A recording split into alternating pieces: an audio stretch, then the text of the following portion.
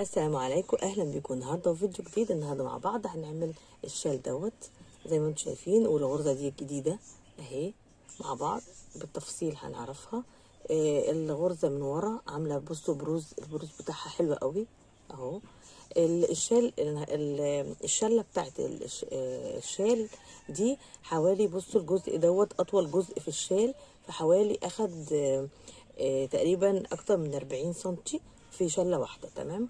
وبرضو الجزء من الجزء دوت هنا قدام هنا الحته ديت حوالي 35 سنتي.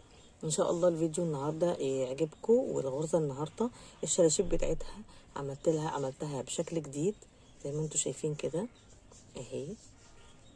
بصوا الشكل دوت اهي، دمجت معاها غرزة السلسلة مع الحشو مع غرزة الحب دي.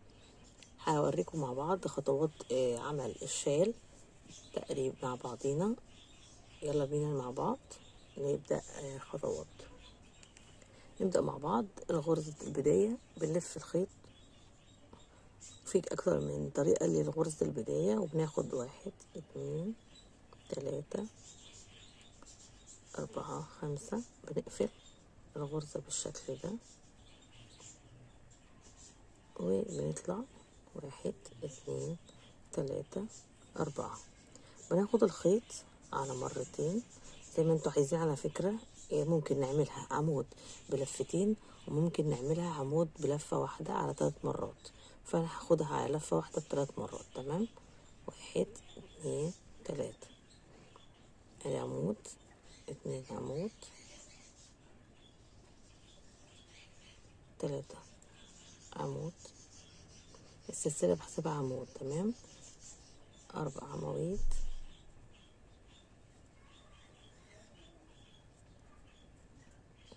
1 2 3 4 عمود بالشكل ده. لحظة، 4 واخد 5 عمود بالشكل ده مع بداية السلاسل بتاعتي تبقى كده 6. باخد الخيط غرزة واحدة بس وبلف الخيط وبعمل هنا غرزة حشو بالشكل ده. تمام. وكل غرزة كده 2 كده 3 غرزة حشو، كده 4 غرزة حشو، كده 5 غرزة حشو. وفي السلاسل الأخرانية هنا بعمل غرزة حشو في السلسلة اهي، بدخل فيها من تحت وبقلبها بالشكل ده وبدخل واعمل غرزة الحشو. بطلع 1 2 3 وباخد العمود بتاعي بالشكل ده، وباجي واخد الخيط وادخل في اول غرزة حشو وبعمل 1 2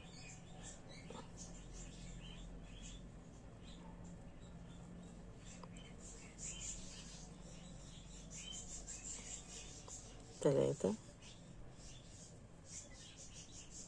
4 5. والعمود طبعا بيبقوا ايه 6. باخد غرزة وباجي بالخيط هنا في اخر غرزة حشو هنا عندي هي 6، وبعمل عمود 2 عمود 3 عمود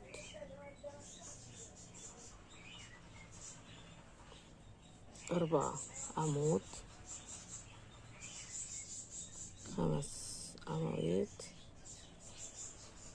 6 عواميد بالشكل ده. تمام.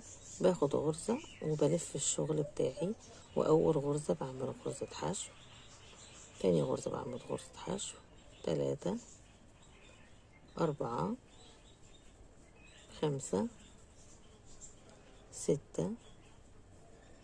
وفي الغرزة اللي في النص هنا اهي في غرزة بالشكل ده باخدها من ظهرها كده وبعمل غرزة حشو، وببدأ في ال6 التانيين بعمل 1 2 3 4 5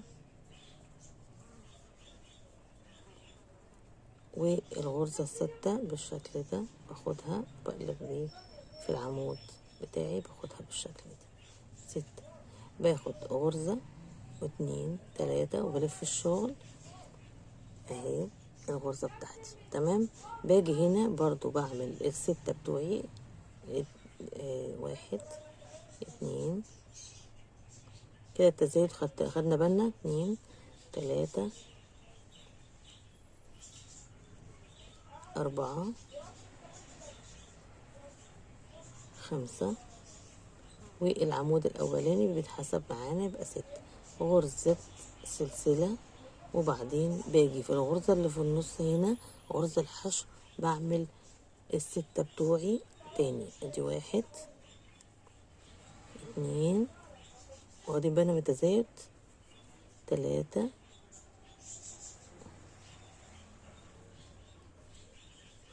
أربعة خمسة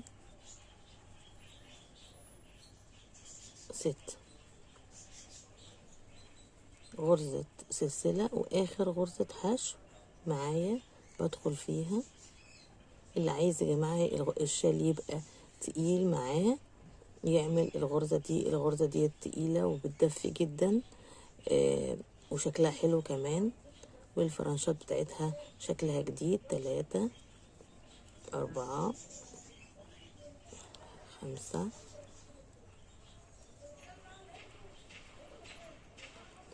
ستة.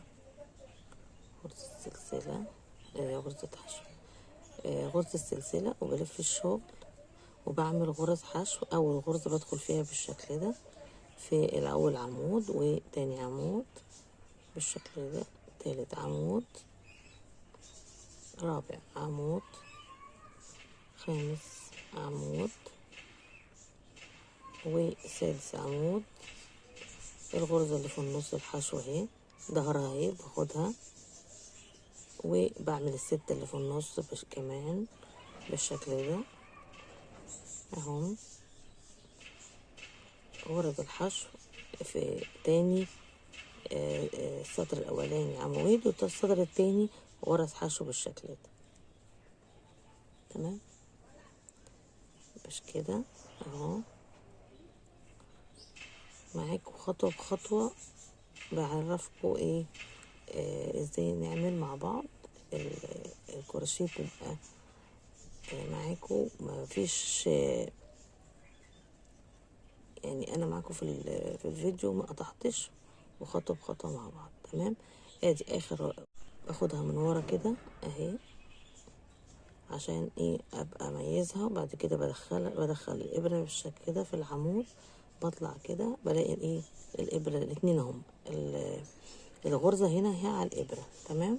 باخدها واخد غرزه الحشو بتاعتي واطلع واحد اتنين تلاته بلف الشغل وابدا. بصوا اهي التزايد معايا واحد اتنين تلاته، ببدا هعمل سطر تاني وهرجع لكم تاني علشان ابدا اعمل لكم ايه الحروف بتاعتنا بنعملها ازاي، والشراشيب بتاعتنا بنعملها ازاي. تمام. بالشكل ده هبدا واكمل السطر دوت وارجع لكم تاني. انا كده خلصت الغرزه زي ما انتم شايفين، وعملت الدور الاخراني اللي هو بزيد فيه. بصوا انا بتزايد معايا والتزايد عشان اوسع الشال بعمل اول واحده، وبعد كده بعمل كل يمين وشمال بعمل كل واحده واحده في الغرزه، وبعد كده بتطلع لي هنا واحده تانية فبعمل تلاتة، وبعد كده في التلاتة دول بتطلع لي واحده رابعه. كل مره بطلع بيزيد معايا الغرز معايا بتزيد واحده. تمام. مركزين ادي واحد اتنين تلاتة اربعة، وهكذا في كل مرة بزودها.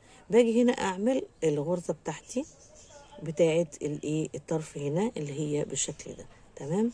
باجي اخد الخيط بالشكل ده، واخر حاجة بطلع بالشكل ده اهوت، بعمل مسافة، وبعدين باخد الخيط كده وبطلع بيها. ممكن امسكيها كده وممكن لا.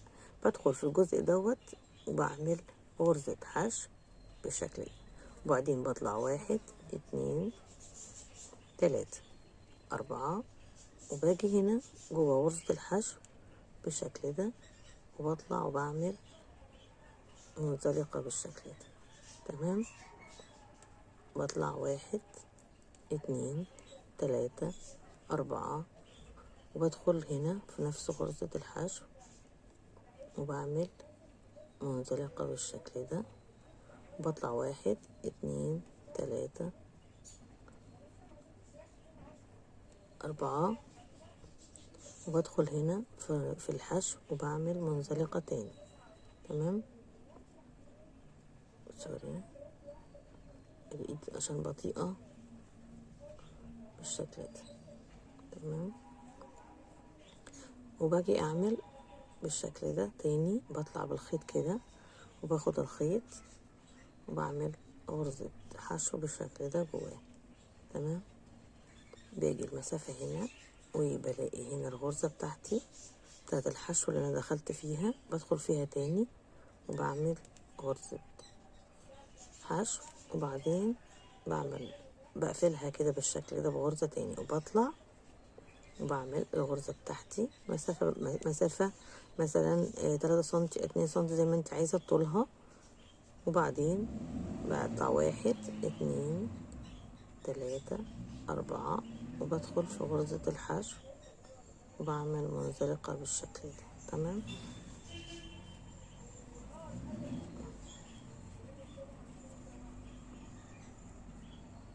بطلع 1 2 3 4 بدخل في غرزة الحشو وبعمل منزلقة بالشكل ده، بطلع 1 2 3 4 وفي غرزة الحشو بعمل منزلقة تاني.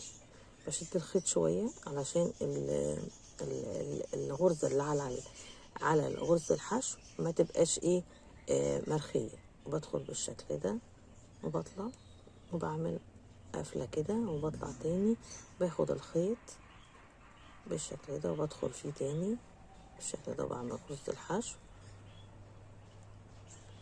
وباخدها وباجي على الجزء تاني اهي غرزة الحشو دي وبعمل غرزة حشو بالشكل ده وبطلع بكرر الغرزة بتاعتي بالشكل ده. بدأت تطلع اهي معايا. لو عايزة اكرر الجزء ده مرتين مثلا اكرره براحتي، عايزة اعملها سلاسل بعملها سلاسل زي ما انت عايزة. وادي الجزء بتاع الشراشيب بتاعت الشال بيبقى اتعمل بالشكل ده. ان شاء الله يكون الفيديو عجبكم النهارده، واهي الطريقة اهي بالشكل ده. تمام. ان شاء الله يكون الفيديو النهارده نال اعجابكم واتعلمنا حاجه جديده من فن الكروشيه، وفن جميل جدا. وزي ما انتم شايفين كل يوم وكل وقت معانا بنقضيه بمتعه و بصراحه حب للفن دوت، وحبيت ان انا اتعلم معاكم.